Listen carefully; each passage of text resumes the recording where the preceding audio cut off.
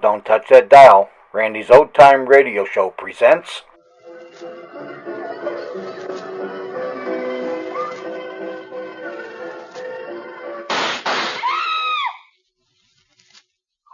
Nick Carter. Another case for Nick Carter, Master Detective. Yes, it's another case for that most famous of all manhunters, the detective whose ability at solving crime is unequaled in the history of detective fiction. Nick Carter, Master Detective.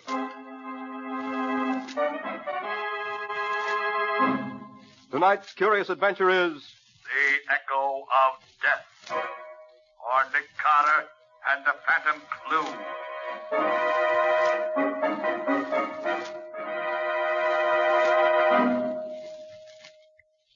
No, please, don't kill me. Don't kill me. Hold him still. They're just like that.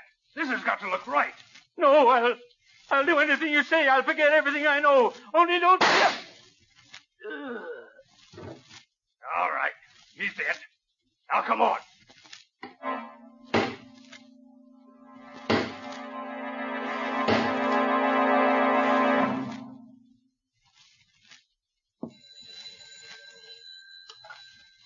Hello?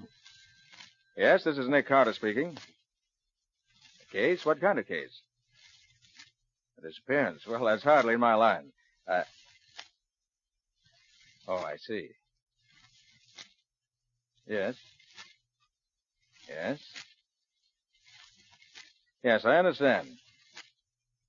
All right, expect us late this afternoon. Did you get that on the extension, Patsy? I should say so. Echo Valley Lodge, private amphibian plane waiting for you at the airport. Come at once, never mind the fee. Who is this Howard Manstead who tosses money around like confetti? A well-known millionaire sportsman, Patsy. But, wouldn't it be more to the point to ask about the man who's disappeared? Oh, you mean James Thurlow, the columnist. Why, he's... Hey, who is he, anyway? That's what you get for not reading the financial pages of the paper, Patsy. Well, come along. We've got to find a taxi and get to the airport. Well, aren't we going to take anything with us? Oh, yes, of course. I was forgetting. I thought you were. I'll need my new dress. We'll want Scubby. Call him and tell him to meet us at the airport. He knows Thurlow. They write for the same paper. But why aren't we going to... Oh, and one other thing, Patsy. Bring along Volume 3 of the Encyclopedia, E to H. Scubby Wilson and Volume 3 of an encyclopedia. That's just what a girl needs for a visit to a millionaire's hunting lodge.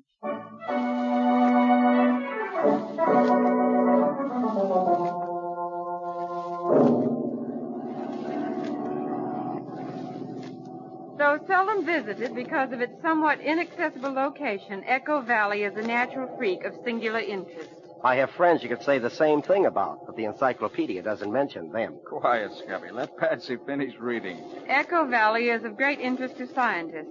Sounds occurring in certain areas of Echo Valley may be repeated as many as 13 times, echoing from cliff to cliff in gradually diminishing volume. Why do encyclopedias always use so many words to say so little? That's what I wonder about newspaper reporters sometimes, too. So we'll change the subject? What else does it say? That's all. Well, that's no help. Thurlow certainly wasn't carried off by an echo.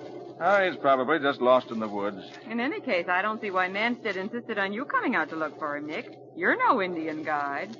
Patsy, if Thurlow isn't found alive, it may cost the public millions. Millions? Well, he's just a columnist, isn't he? Just a columnist? He's the smartest financial reporter in New York. And Thurlow's more than just a reporter, Patsy. In the financial column he writes, he sometimes tips the authorities off to big stock swindles and other kinds of financial skullduggery. Right. It was Thurlow who broke open the Nemo Bank scandal 3 years ago and sent the whole board of directors to prison.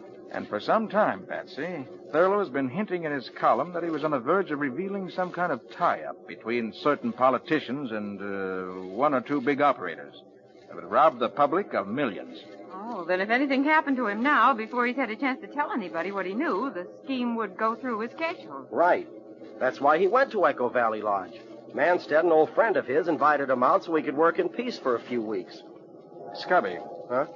Is it true that Thurlow was on the verge of a nervous breakdown when he left? Oh, he was walking around in circles talking to himself, Nick. He had almost all the dope he wanted, but he still hadn't got the name of the guy behind the whole scheme. He took along a whole bunch of records of stock transactions. He said they might give him the clue he needed. And, hey, look, ahead of us. Echo Valley. It is, isn't it, Nick? No doubt of it, Patsy. But look, that isn't any Echo flying tortoise. A plane. Nick, it's a plane flying up out of Echo Valley. Yes. Yes, it's a private amphibian. I thought this plane of Manstead's was the only one in these parts. Now, the pilot's seen us. Huh. He's turning out of our line of flight. I suppose he wants to avoid us. I'll bet he doesn't want us to see his markings. He is trying to avoid us. Oh, pilot, swing over so we can get a look at that plane down there. Right, Mr. Carter.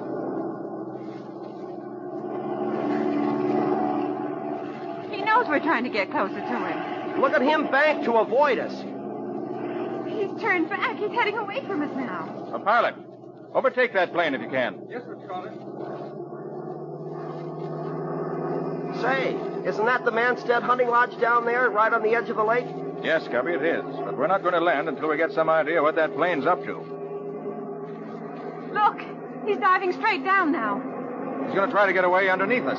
Oh, he'll never make it. Those private planes aren't built. His wing, it's breaking off. Couldn't take the strain. He's heading straight for the ground if he hasn't got a parachute. Oh, but he has. Look, he's jumping. The chute's opening. And there goes his plane into the trees.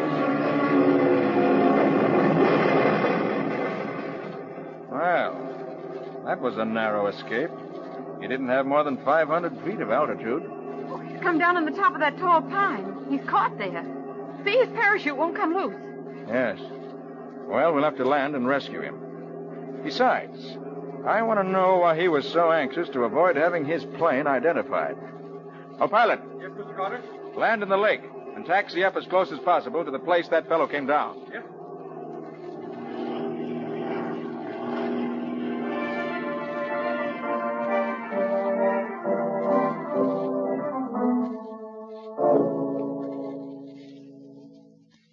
Oh, wait a minute, Patsy. I'll lift this one up for you. There you Watch are. out Okay. that branch doesn't Thanks. snap back in your face, Patsy. Oh. Well, aren't we almost there? Yes, there's the clearing. Just ahead. Only a few more steps. Oh, and they say exercise is good for you. Oh, there. There's his parachute. I think I can see him hanging among the branches. He's hurt or he'd call to us. Come on. His shroud lines are caught among the branches. I can see that much. Well, he's just dangling there. Yeah. Hey, you up there. Can you hear us? You all right? He doesn't answer. Look, I'll climb up and see if I can... No. Wait. What is it, Nick? Look at those shroud lines. They're wrapped around his neck. Yeah. Look at the way his head is twisted to one side. Yes. His neck's broken. He's dead. What? Oh. When he landed in the tree, he got tangled in the lines and... I wonder. Nick, what do you mean? Look down at your feet, Scubby. Huh? Cigarette butt. What? Somebody must have been here before us. Maybe. But its position makes me think the cigarette was smoked by him up there. Oh, but that's impossible, Nick. It's been just about an hour, Scubby, since he crashed. He knew we'd come after him. So if he was hurt and couldn't get out of his chute harness, what would be more natural than for him to smoke a cigarette and wait to be rescued? But he's dead. Because somebody reached him before we did. And murdered him.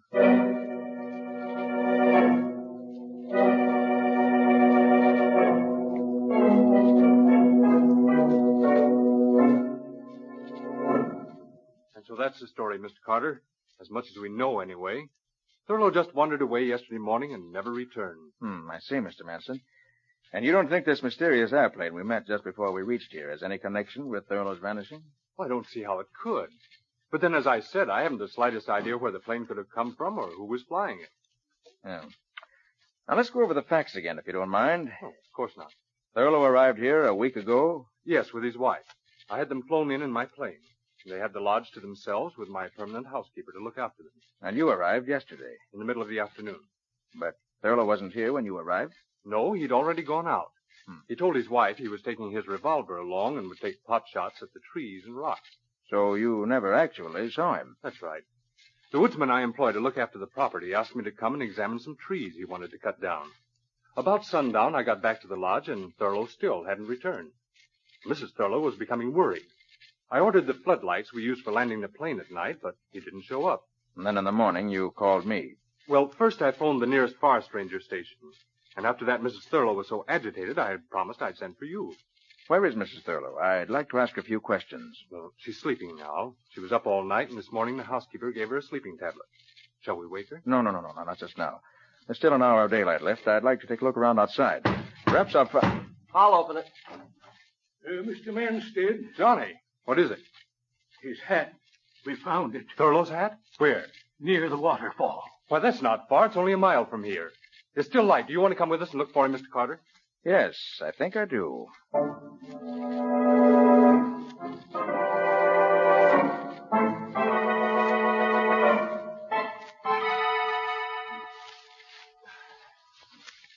Oh, gosh, my ankle. Oh, boy. There's the hat, Mr. Manstead. In that bush. But what in the world could Thurlow have been doing in here? This isn't the trail to the waterfall.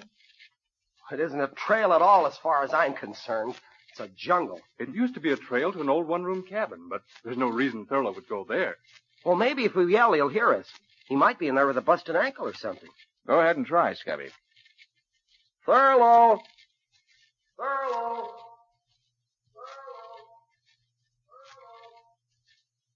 Good gosh, will you listen to that? Well, that's one reason this is called Echo Valley.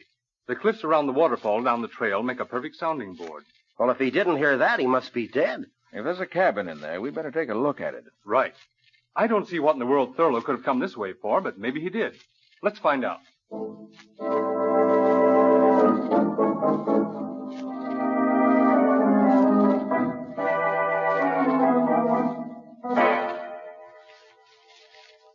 There it is. Where, Manstead? Oh, there, between those two trees. See it? Oh, yes. It's only another 40 yards. Well, come on, then. Oh, Scubby. Wait. Well, sure, Nick, what is it? That bare patch of ground there. Those footprints. Thurlow's footprints. You sure, Scubby? Sure. I've seen those pointed shoes of his too often not to recognize the footprints anyplace. Come on, Nick. Yes. I'm coming. Thurlow's a tall man, isn't he, Scubby? He's a tall man like I'm Henry Ford. He's about 5'5". Why? I thought that... Well, never mind. There's the cabin. Gosh, it doesn't look as if it had been opened in years. Well, it hasn't that I know of. But there are Thurlow's footprints going right up to the door. And somebody's opened the door recently. Look at these broken spider webs around the door jamb. But it won't open now. Oh, here, let me try. It ought to open without any trouble. Yeah, but it doesn't budge. That's strange. Let's take a look through the window. The window's boarded over.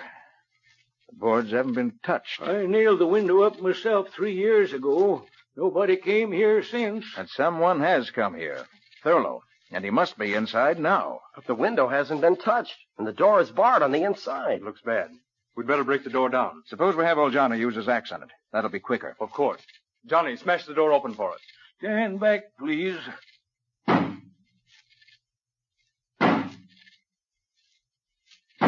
That door was locked to stay locked. Starting to go. There. That does it. It's open. If you don't mind, I'd like to go in first. Of course. It's dark inside. Here, take my flashlight. Thanks. There he is. Thurlow. He's dead. He came here, bolted himself in, and shot himself with his own revolver. Yes, he's dead, all right. And it does look like suicide, doesn't it?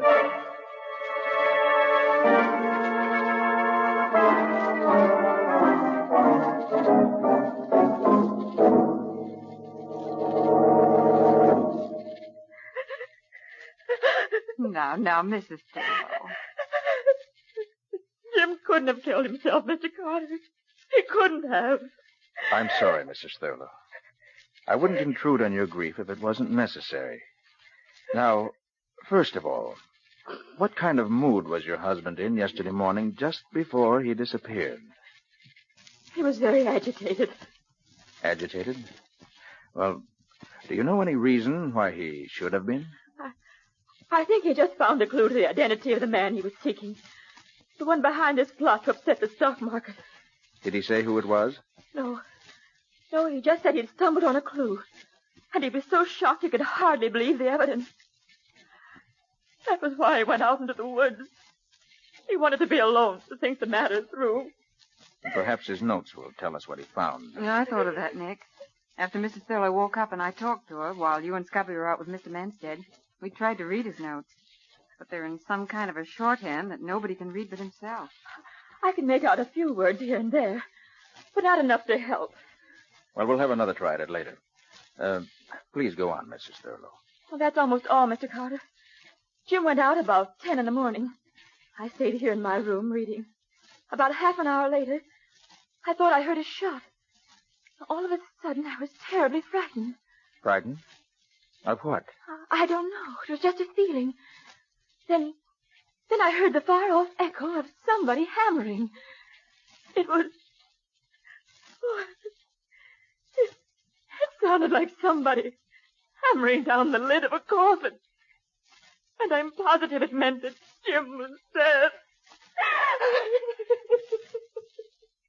It's probably someone chopping down a tree, she heard, Nick. Anyway, she went back to her reading and forgot about it. Then around 1, Manstead phoned from the village. That's a little town about 10 miles from the hills. For Johnny to come for him in the station wagon. Manstead phoned. But didn't he fly in by plane yesterday? Seems not. The plane was in New York getting a new propeller, so he took the night train. Is that so? Anyway, Johnny went to meet him. He got here about 2:30. The rest of the story is just the way he told it to us. Nick Thurlow must have killed himself. There just isn't any other answer. I wonder, Patsy. I wonder.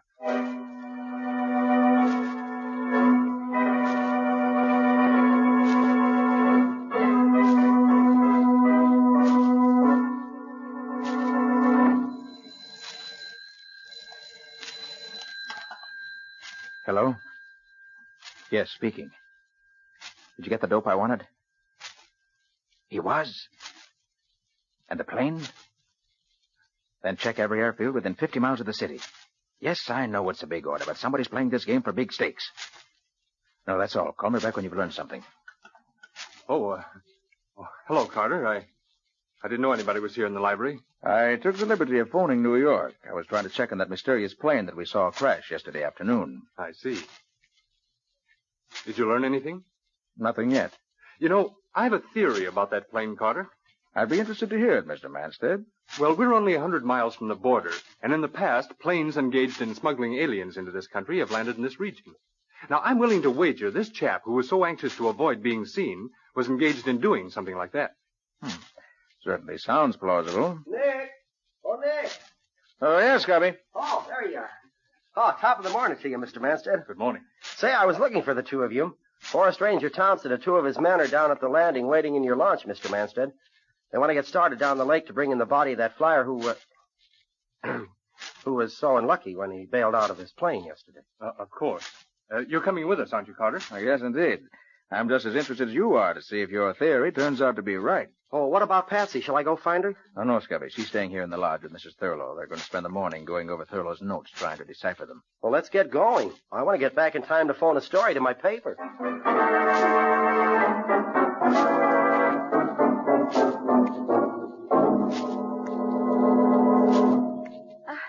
I'm afraid it's no use, Miss. Please, just call me Patsy. It's just impossible to read these notes of Jim's, Patsy.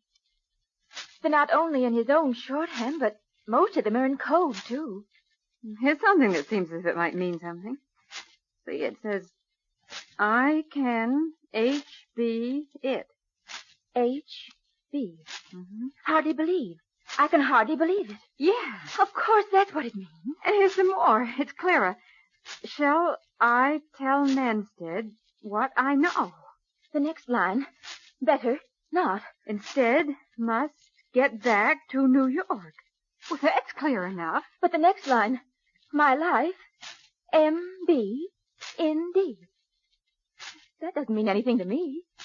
My life, M.B. Indeed. My life may be in danger. Oh. And then there's just one last sentence that he never finished. To think that the one man in the world. And that's all there is. Oh, if it only finished. To think that the one man in the world. Who do you suppose he could have meant? I can't even make a guess. The one man. Mrs. Thurlow. What's that? Mrs. Thurlow, we're going to go and take a look at that cabin now while all the others are away. I have a theory, and we're going to find some evidence to prove it. It has to be there. It just has to be.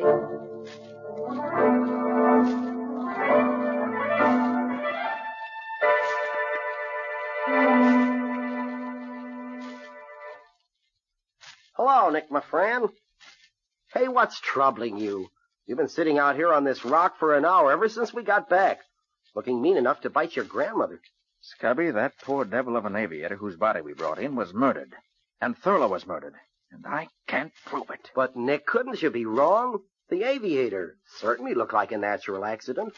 And Thurlow, if I ever saw a case that looked more like suicide, well, I don't know where it was. Well, that's just it. The aviator I can explain. Someone slipped through the woods, reached him before we did, climbed the tree he was caught in, and strangled him with the shroud lines in his parachute while pretending to help free him. But Thurlow, his own footprints leading into the cabin. The window boarded over and the door bolted on the inside. If somebody killed him, well, how did they get out? I don't know, Scubby. It isn't possible. Yet it was done. I'm going to break the... Hey, Scubby, what's that in your hand? Oh, just a shiny new nail I picked up somewhere. Somebody must have been fixing something. A nail. And Mrs. Thurlow said she heard the echo of hammer blows the morning her husband died. Yeah, said they sounded like somebody hammering down the lid of a coffin. Dames sure have imaginations. But that's just what she did hear. Huh?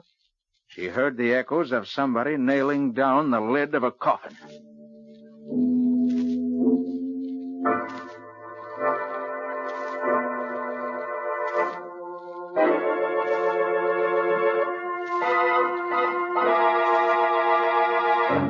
But there must be a clue. There must be. But we've been all over the cabin inside and out a dozen times now, Patsy. If there was anything here, we'd have found it. Mrs. Thurlow, somehow your husband was murdered here, and his body left inside this cabin so it would look like suicide. I'm going to find out how the murderer got out, leaving the door and window bolted, or die. I'm afraid you're much more likely to die, Patsy. Oh, Mr. Manstead. Yes, Mr. Manstead. After we returned to the lodge and I learned the two of you had disappeared in this direction, I thought I'd better find out what you were up to. You killed my husband. Of course he did. Who else could your husband have meant by the one man in the world he'd never have believed guilty? But he was Jim's friend. That's what he wanted you to think. He pretended to be a friend so he could always keep checking what your husband learned. And he invited you both here so he could commit murder if he decided it was necessary. A very interesting theory. But I'm afraid I can't give you a chance to tell it to anyone else. Johnny. Right here, Mr. Manstead. Come inside and close the door. What are you going to do to us? He thinks he's going to kill us. He hasn't got that gun in his hand for fun. Johnny, the old mine shaft is close by. Now, if these two ladies out walking had the misfortune to stumble into it, it would be very tragic, wouldn't it? Lots of people fall down old mine shafts. So they do. And I'm afraid another such accident is about to happen. You can't get away with it, Mr. Manstead. Nick Carter won't let you. Oh, well, perhaps even clever Mr. Carter may have to have an accident. Help me silence him, Johnny. Quickly. No, Nick! Quiet. No! Quiet, I say. All right, now, Johnny, knock them both on the head and keep them quiet. All right, Manstead. Let go of her. You, Carter. Nick, look out, his gun! Drop it, Manstead. Johnny, kill him. Johnny, put down that axe or I'll shoot. Yes, sir. He's dead. I'm afraid so. Patsy, either of you hurt? No, Nick. You came just in time. But how? How did I know Manstead was a murderer? I knew that from the time we found this cabin. But it took an echo to prove it. The echo, Mrs. Thurlow, that you said sounded like someone hammering. But I don't understand. Scubby's bringing Ranger Thompson. Soon as they get here, I think I'll be able to clear up a lot of mysteries.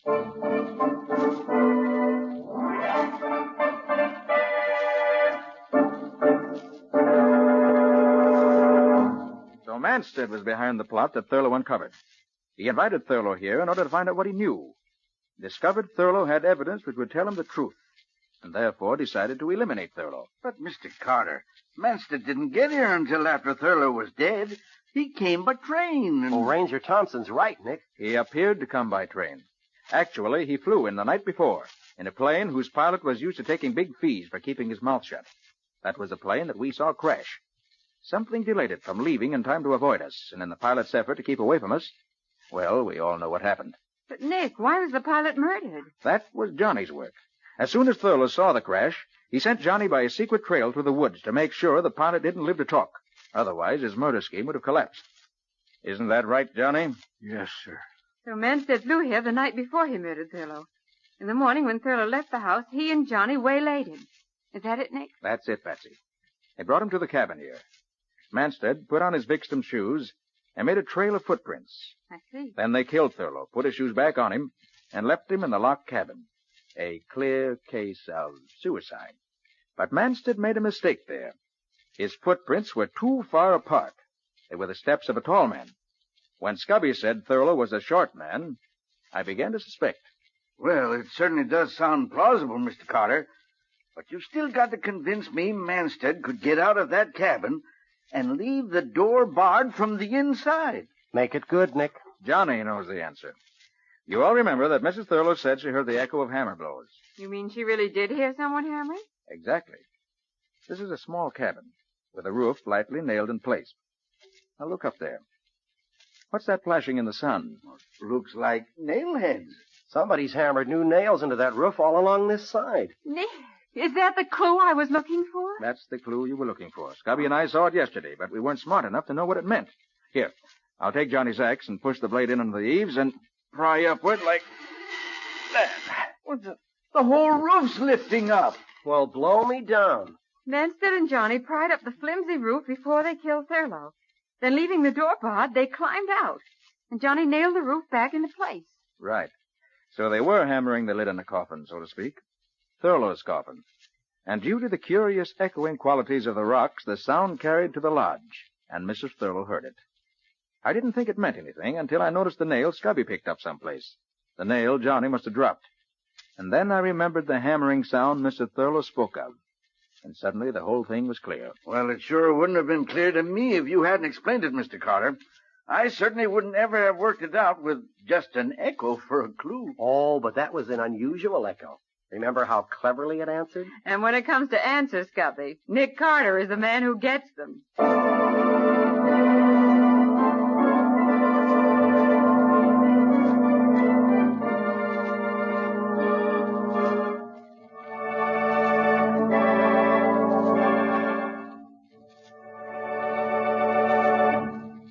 This was another strange experience of Nick Carter called The Echo of Death, or Nick Carter and the Phantom Clue. The curious adventures of Nick Carter, Master Detective, are brought to you every Monday night at 9:30 Eastern Wartime. We'll let Nick himself tell you about next week's story. What'll it be about, Nick? I call it Death Across the Tracks. It began with the murder of a detective. A railroad detective who lived in the station alongside the tracks. He was working on a case, but he had it only partly solved when he was murdered. And I picked it up from there. I'll say you did, Nick. You almost picked up a few bullets into the bargain the way the victim did. When you called it Death Across the Tracks, you were right in more ways than one. This sounds more and more intriguing. And how did it wind up, Nick? Well, we'll tell you that next week. But I can say this much. I had a stroke of luck. Nick always calls it luck when he uses foresight. Good night, folks. Yes, good night, folks. And good night, Patsy and Nick. In tonight's strange adventure, Nick Carter was impersonated by Lon Clark. Patsy was impersonated by Helen Choate. Original music was played by Lou White. The entire production was under the direction of Jock McGregor.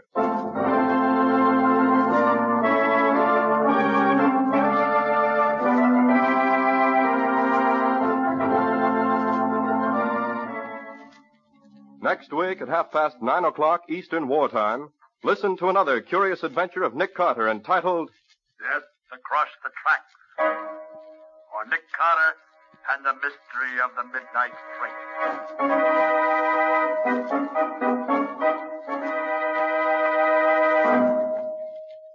This story is a copyrighted feature of Street and Smith Publications, Incorporated. And here's a special note. Beginning next week, Nick Carter will be heard over most of these same stations on Mondays at 9:30 p.m. Eastern Wartime. The Cisco Kid will be presented on Tuesdays at 9:30 p.m. Eastern Wartime. This is Mutual.